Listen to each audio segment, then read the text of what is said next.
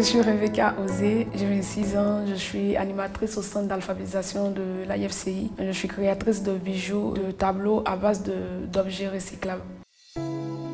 Orpheline de père et de mère, j'ai perdu mes parents quand j'avais 4 ans. Suite au décès de mes parents, on a été séparés, ma soeur et moi. Moi, j'étais à Ondoussi, dans un village. Donc, dans le village où j'étais, la situation était vraiment difficile. Quand il y avait un petit souci à la maison, ou quand on jouait avec les enfants, s'il y a un enfant qui a gaffé, c'était de ma faute parce qu'il disait que moi j'étais sorcière. Donc à force de me mettre ça en tête, moi, pas fini, je croyais que j'étais vraiment sorcière. Et arrivé au CM2, on devait passer les examens de l'entrée en 6e et ma tante, elle a dit qu'elle ne pouvait pas payer le droit d'examen qui coûtait 3000 francs parce que mon papa ne lui avait jamais donné un sou. Donc c'est comme ça que j'ai été déscolarisée et je travaillais chez une dame en tant qu'une servante. Donc il fallait travailler pour amener de l'argent à la maison.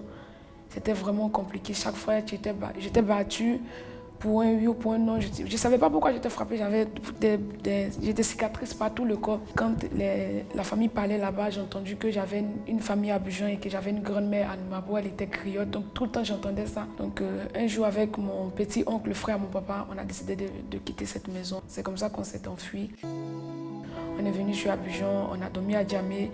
Une nuit, ils nous ont emmenés à Numabo à la chefferie. Ensuite, la chefferie nous a conduits chez ma grand-mère. C'était inattendu, quoi. Elle ne s'attendait pas à moi, elle ne me connaissait pas. C'est vrai qu'elle savait que son fils avait des enfants, mais elle ne nous avait jamais vus, à part mon demi-frère qui vivait déjà avec elle. Donc on arrivait, c'était une cour en bois, ça ressemblait vraiment à rien, mais l'accueil chaleureux de ma grand-mère, ça m'a... C'était magnifique parce que pour la première fois, quelqu'un vous prend dans les bras et vous fait des bisous, vous dit qu'elle est vraiment contente de vous voir et tout ça. Donc voilà, et j'ai rencontré mon demi-frère pour la première fois. C'était bien.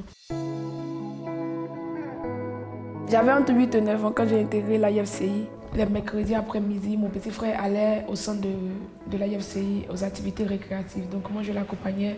Donc j'ai fait l'alphabétisation, j'ai fait l'entrée en 6e et tout. Et après, on m'a mis dans une formation. J'étais contente de faire quelque chose de nouveau et de quitter la maison, aller là-bas. Donc une autre année, j'étais plus grande. Donc, une dame de l'association, Marie-Jo Laurent, qui était la nouvelle responsable, m'a vue aux ateliers récréatifs. Elle a dit, mais tu as l'air dynamique, pourquoi ne pas venir au centre de l'alphabétisation pour donner les cours?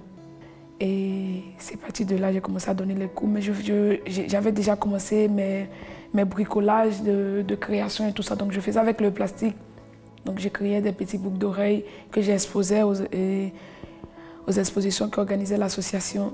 Avec Marie-Jo, elle m'a dit il faut que tu sois autonome. Donc ma grand-mère est décédée, mon oncle nous a chassés de la maison. C'est comme si je repartais encore à zéro. Donc je me suis encore retrouvée dans la rue. Mon frère s'est retrouvé chez sa maman à Oumé.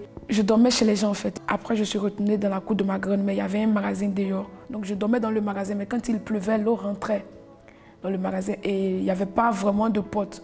Donc j'étais vraiment exposée à beaucoup de dangers. Ma force, aujourd'hui, je dirais, c'est le fait d'avoir vécu tout ça, me donne encore une force d'aller de l'avant pour me dire, il y a espoir. Si tu es arrivé à ce stade, c'est que tu peux encore aller plus loin. Moi, aujourd'hui, le conseil que j'aimerais donner à, je peux dire mes petites sœurs qui vivent cette situation, de garder espoir. L'espoir et la détermination de dire, on a des objectifs, on veut aller dans tel endroit, on veut atteindre tel objectif, donc on garde espoir et on travaille. Je ne suis pas riche, mais je mange à ma faim et je suis contente. Mon plus grand rêve, c'est de faire un centre d'accueil pour les enfants de la rue, les enfants orphelins, un centre artistique surtout, la danse, un peu de création, du tout. Je suis Rebecca Osé et je suis une superwoman.